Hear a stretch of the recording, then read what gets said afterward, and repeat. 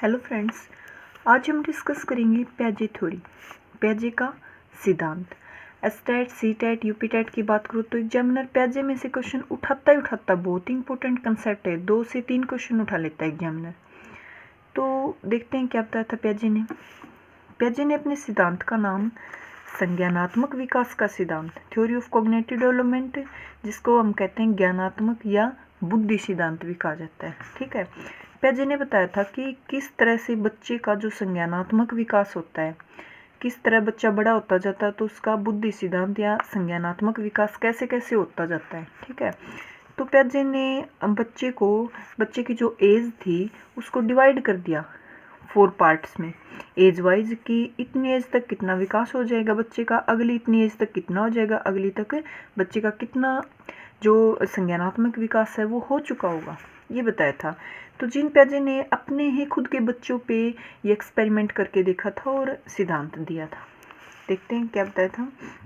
Gene प्याजे Switzerland के एक वैज्ञानिक थे। ठीक है, प्याजे के अनुसार बुद्धि के विकास में वंशानुक्रम, वातावरण एवं परिपक्वता, मेच्योरिटी में अंतःक्रिया होती है, इंटरेक्शन होता है आपस में। व्यक्ति सदैव वातावरण के साथ सामंजस्य, एडजस्टमेंट स्थापित करने में लगा रहता है एवं इसी प्रक्रिया में उसका ज्ञानात्मक विकास होता है। वो एडजस्टमेंट करने में लगा रहता है और उसका ज्ञानात्मक विकास जो है होता चला जाता है। ठीक है, दूसरे शब्दों में एक डेफिनेशन और देखो, बच्चों में संज्ञानात्मक प्रक्रियाओं का विकास होते जाता है, वैसे वैसे उसका बौद्धिक विकास भी होते जाता है।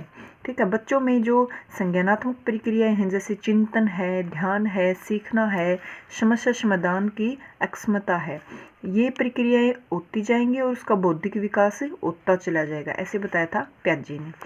अब स्टेज दी थी इसने 4, देखते हैं। संज्ञानात्मक प्रक्रियाओं का विकास निम्नलिखित 4 अवस्थाओं में होता है। ठीक है, कौन कौन सी स्टेज थी 4, ये देखो। फर्स्ट है ज्ञानात्मक क्रियात्मक अवस्था, सेंसरी मोटर स्टेज, जो कि 0 से 2 साल तक होती है। ठीक है, सेकंड दी थी पूर्व सक्रियात्मक अवस्था, प्री ऑपरेशनल स्टेज, जो कि 2 से 7 साल तक के बच्चों की होती है।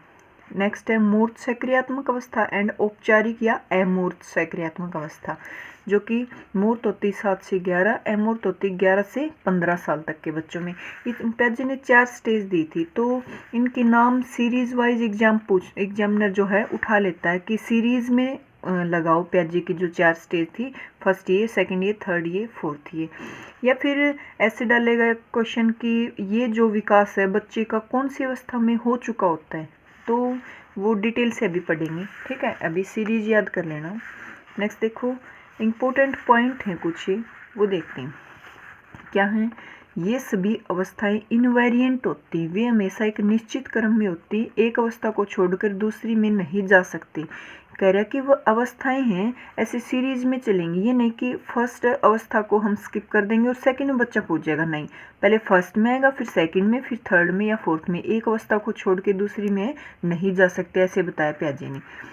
नेक्स्ट देखो, ये सभी अवस्थाएं इन यूनिवर्सल होती हैं, ये संसार के सभी बच्चों पे लागू होते समझा जाता है। कहता कि जो स्टेजेस दी प्याजे ने वो यूनिवर्सल हैं, वो संसार के कोई भी स्टेट, कोई भी देश में बच्चा रहता हो सभी बच्चों पे लागू होंगे, जो यूनिवर्सल हैं। ठीक है, थर्ड देखो क्या बताया था, विकास की अवस्थाएं कंटिन्यूस नहीं होती। प्याजे ने बताया था कि जो अवस्थाएं हैं वो ऐसे कंटिन्यूस नहीं होकर ऐसे सीढ़ी नुमा होते हैं, सीढ़ी की तरह चलते हैं, जैसे पौधा है वो कंटिन्यूस बढ़ता है। ठीक है, तो ये कह रहा है कि जो स्टेज हैं ये अवस्थाएं विकास की वो ऐसे सीढ़ी की तरह बढ़ती हैं, तो कंटिन्यूस नहीं होती। अब डिटेल में फर्स्ट करेंगे हम। फर्स्ट है ज्ञानात्मक क्रियात्मक अवस्था, सेंसरी मोटर स्टेज, जो कि 0 से 2 साल तक के बच्चों में होती है। एज भी याद रखनी, एज भी एग्जामिनर पूछ लेता है कि जो स्टेज है कौन सी एज तक बिलोंग करती है। ठीक है, अब इसकी क्या क्या विशेषताएं फर्स्ट स्टेज की वो देखते हैं। शरीर का प्रयोग, बच्चे जो है इस स्टेज में शरीर का प्रयोग ज़्यादा करते हैं, जैसे भूख लगने पे रोना। ठीक है, नेक्स्ट देखो, वर्तीय क्रियाएं करते हैं। वर्तीय क्रिया मीन्स कोई काम को बार बार दोहराते हैं, जैसे खिलौना बार बार दोहराना या भगाना खिलौने को, बच्चे को दो फिर भगा देता है, बच्चे को दो फिर भगा देता है, ऐसे रिपीट करना कुछ क्रियाएं। ठीक है, उनको बोलते हैं वर्तीय क्रियाएं, इसी स्टेज में होते हैं। 20 महीने तक वस्तुओं का अस्तित्व नहीं होता, 20 से 24 महीने वस्तुओं का अस्तित्व होता है। 20 महीने तक बच्चे को अगर कोई खिलौना दे और फिर वो इधर रख के उस पर कपड़ा ढक दे तो बच्चा सोचेगा खिलौना है ही नहीं, ठीक है, खिलौना है ही नहीं। और 20 से 24 माह तक अगर कपड़ा ढक दे तो बच्चा सोचेगा कि खिलौना कहीं छुपा दिया, खिलौना है एक्चुअल में। तो ऑब्जेक्ट परमानेंस जो है 20 से 24 माह तक बच्चों में आ जाती है, वो सोचता है कि अस्तित्व है खिलौने का। ये बहुत ही इंपॉर्टेंट कंसेप्ट है, काफ़ी बार उठाता है एग्जामिनर की ऑब्जेक्ट परमानेंस जो है किस स्टेज में आती है, 20 से 24 माह तक बच्चे में आ जाती है, तो फर्स्ट स्टेज में आती है, ठीक है। 9 से 18 महीने बेचैनी शुरू हो जाती है। 9 से 18 महीने के बच्चे को अगर अपना कोई गोद में ले तो वो कंफर्टेबल महसूस करता है, अगर कोई और ले लेता है उसको गोद में तो उसको बेचैनी शुरू हो जाती है कि उसको पता चल जाता है कोई और है ये, ठीक है। ये कुछ इंपॉर्टेंट मैंने लिखे, जैसे 2 से 4 माह तक बच्चा अंगूठा चूसना विकसित हो जाता है। 4 से 8 महीने तक अनुकरण करने लग जाता है दूसरों के व्यवहारों का बच्चा, ठीक है, तो उठा सकता है ये भी। सेकेंड स्टेज देखो, पूर्व सक्रियात्मक अवस्था जो कि 2 से 7 साल तक के बच्चों में होती है, प्री ऑपरेशनल स्टेज। तो पियाजे ने सेकंड जो हमारी स्टेज है उसको 2 पार्ट में डिवाइड कर दिया। फर्स्ट है 2 से 4, सेकंड है 4 से 7। प्री ऑपरेशनल पीरियड बोलते हैं 2 से 4 को, और 4 से 7 साल को अंतः प्रजात्मक अवस्था होती है, ठीक है। क्या बताया था देखो इसमें, इस अवधि में बच्चा भिन्न भिन्न प्रकार के संकेत, प्रतिमाएं जो कि होती है इमेज, शब्द आदि उनके अर्थों को सीखता है। इस तरह से बच्चों में भाषा का विकास प्रारंभ हो जाता है। इन वजह से बच्चों में भाषा शुरू हो जाती है सेकंड स्टेज में। फर्स्ट जो स्टेज थी ज्ञानात्मक क्रियात्मक अवस्था, उसमें भाषा का अभाव होता है बच्चे में, ठीक है। इन संकेतों आदि के सहारे बच्चों को उचित ढंग से चिंतन करने में मदद मिलती है, कुछ सोचने लग जाता है संकेत के हेल्प से, ठीक है, इमेज से बच्चा चिंतन प्रारंभ हो जाता है। संज्ञानात्मक विकास मूल्यतः अनुकरण व खेल द्वारा होता है। इस स्टेज में जो बच्चे का संज्ञानात्मक विकास होता है वो अनुकरण से या खेल द्वारा ज़्यादा होता है, खेल द्वारा ही होता है ये लोगों, ठीक है। इस स्टेज में बनावटी खेल खेलता है बच्चा, जैसे फ़ोन पे बात करना, ठीक है, बनावटी खेल खेलता है अपने कुछ।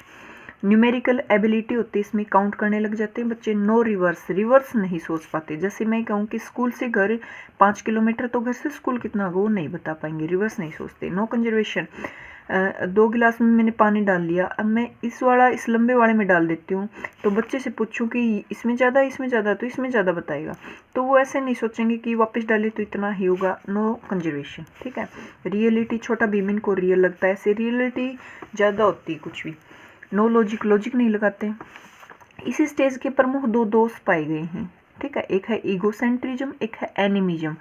ये डिटेल से मैंने एक वीडियो डाल दिया इनका, तो यहाँ मैंने डिटेल से नहीं किया क्योंकि वहाँ काफ़ी अच्छे से एक्सप्लेन करके मैंने समझा रखा है इनके विद एग्जाम्पल, तो वहाँ से देख लेना। ईगोसेंट्रिज्म होता है सभी चीज़ें अपने नज़रिए से देखते हैं। इस एज में जो कि 2 से 7 साल के बच्चों में होती है, वो अपना ही नज़रिया लगाते हैं पूरे संसार में, मैं देख रहा हूँ वैसे ही सभी देख रहे हैं, ठीक है। एनिमिज्म होता है कि सजीव जो निर्जीव चीज़ है उनको भी सजीव माना, बच्चे सोचते हैं जो चल रही है तो वो सजीव है, नहीं तो निर्जीव है। तो ईगोसेंट्रिज्म में अपना नज़रिया, जैसे कि इधर एक बच्चा बैठा है, इधर बच्चा बैठा है, एक इधर बैठा है, मैं ऐसे पुल सा बना दूँ ऐसे, तो ये बच्चा देख रहा है, अगर ये इसका भी नज़रिया देख पाता है, इस बच्चे को ए को लग रहा है कि बी यहाँ से कैसे देख रहा है, वो ये सोच पाता है, तो ये रिवर्स होता है कि अपना नज़रिया नहीं होता कि ए जो बच्चा देख रहा है वो बी सोच पाता है, तो ईगोसेंट्रिज्म नहीं होता। पर वो ए जो सोच रहा है यहाँ से जो पुल दिख रहा है, ये सोचेगा ये वाला बी को भी ये इसी सीरीज में दिख रहा है, ऐसे ही दिख रहा है, तो यहाँ ऐसे ईगोसेंट्रिज्म होता है। और बाकी मैंने डिटेल से वीडियो डाल दी, उसमें आप देख सकते हैं, ठीक है। एनिमिज्म मैंने बता दिया, निर्जीव चीज़ों को सजीव सोचना। तो ये 2 दोष पाए जाते हैं इसी स्टेज में, 2 से 7 साल के बच्चों में होता है। नेक्स्ट देखो, मूर्त प्रक्रियात्मक अवस्था जो कि 7 से 11 साल के बच्चों में होता है। इसकी क्या क्या विशेषताओं देखते हैं। जो चीज़ सामने हो उसमें दिमाग लगा लेते हैं, लॉजिक लगा लेते हैं, पर वो सामने होनी चाहिए, ठीक है। तार्किक चिंतन होता है, इसमें लॉजिकल थिंकिंग शुरू कर देते हैं बच्चे, क्लासिफिकेशन करना शुरू कर देते हैं, रिवर्स थिंकिंग डेवलप हो जाती है, जैसे स्कूल से घर या घर से स्कूल वो बता देते हैं। अंडरस्टैंडिंग ऑफ कंजर्वेशन, ये वाली वो बता सकते हैं कि इसमें डाला है तो ये बराबर ही है क्योंकि पतला है, ठीक है, लंबा है, ऐसे बता सकते हैं।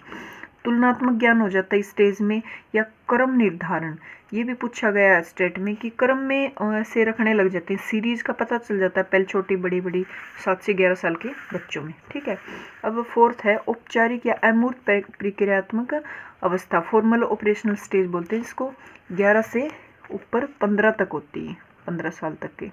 ठीक है, ऐसा माना गया है कि बच्चे में पूरा जो संज्ञानात्मक विकास है इस स्टेज तक पूरा हो जाता है। ठीक है, इस अवस्था में बच्चा कल्पना कर सकता है, माना जाता है कि इस एज तक बच्चों में पूरा संज्ञानात्मक विकास हो जाता है। ठीक है, अमूर्त चिंतन करने लग जाते हैं स्टेज में वो, अब्स्ट्रैक्ट थिंकिंग, जैसे ऐसे क्वेश्चन नहीं होते, कुछ आदमी सब्जी थे, कुछ सब्जी फल थे, ऐसे वाले वो निकाल देते हैं क्वेश्चन, तो वो थिंकिंग लगा सकते हैं, सोच सकते हैं, अमूर्त चिंतन। अब सारी चिंतन जो कि डाइवर्जेंट थिंकिंग होती है, तो इस स्टेज में डाइवर्जेंट थिंकिंग भी आ जाती है बच्चों में, वो चारों तरफ कैसे सोच सकते हैं। ठीक है, प्रॉब्लम सॉल्विंग, प्रॉब्लम्स भी सोल्व कर पाते हैं इस स्टेज में। तो ये चारों स्टेज थी, ये इनकी विशेषता थी, देख लेना। अब नेक्स्ट वीडियो में जो कि प्याजे का ही है, थिंकिंग प्रोसेस बाय जीन प्याजे, कि बच्चा थिंकिंग प्रोसेस कैसे सोचता है थिंकिंग को प्रोसेस से। तो इसने कुछ वर्ड दिए थे, स्कीमा है, एसिमुलेशन है, एकोमोडेशन है, एडेप्टेशन है, इनइक्विलिब्रियम है। इन पे भी काफ़ी क्वेश्चन उठाते हैं एग्जामिनर, बहुत ही इंपॉर्टेंट कंसेप्ट है, 2 क्वेश्चन भी उठा लेता है यहाँ से। तो इसका एक पूरा वीडियो अगली वीडियो में मैं बनाऊंगी अच्छे से एक्सप्लेन करके, तो ये अगली वीडियो में करेंगे डिस्कस। अभी कुछ क्वेश्चन आंसर कर लेते हैं जो अभी हमने किया प्याजे के 4 स्टेज, उन पे बेस्ड हैं। देखो, ये है पीजीटी 2018 में पूछा गया। अभी विकास के इस चरण में बच्चे अपनी आँख, कान, हाथ एवं अन्य संवेदी अंगों के द्वारा चिंतन करते हैं। तो ये कौन सी स्टेज में आता है? देखो, शरीर के अंगों का ज़्यादा प्रयोग करना मैंने कौन सी स्टेज में बताया था? फर्स्ट स्टेज में, संवेदीगामक अवस्था में। ठीक है, इसी में एक क्वेश्चन और पूछ रखा है, ये देखो पीजीटी 2018 में 2 क्वेश्चन डाल रखे हैं इसी पे। निम्नलिखित में से कौन सा कथन प्याजे के संज्ञानात्मक विकास के सिद्धांत के संदर्भ में सही नहीं है? ये पूछा है, नहीं है। यह इस मान्यता पर आधारित कि विकास एक सतत प्रक्रिया, कॉन्टिन्यूस प्रोसेस है। कॉन्टिन्यूस तो बताया नहीं उसने ऐसे बताया था सीढ़ी नुमा होता है, डिसकॉन्टिन्यूस होता है, तो ये करेक्ट होगा इसमें। ठीक है, नेक्स्ट देखो, पीजीटी 2017 में 2 क्वेश्चन डाल रखे हैं कि पेज पे, वो देखते हैं। क्रम निर्धारण की योग्यता, निम्नलिखित चरण की विशेषता, कौन से की क्रम निर्धारण कौन सी में करने लग जाते हैं? कौन सी में बताया था मैंने क्रम निर्धारण? 3rd में बताया था ना, मूर्त सक्रियात्मक अवस्था में। ठीक है, एक इसी पे है प्याजे का, ये रहा।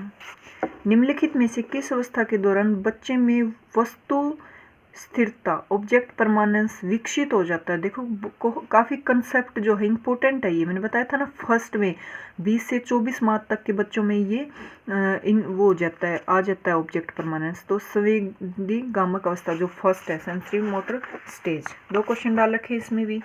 नेक्स्ट देखो, ये है टीजीटी 2018 में पूछा गया क्वेश्चन।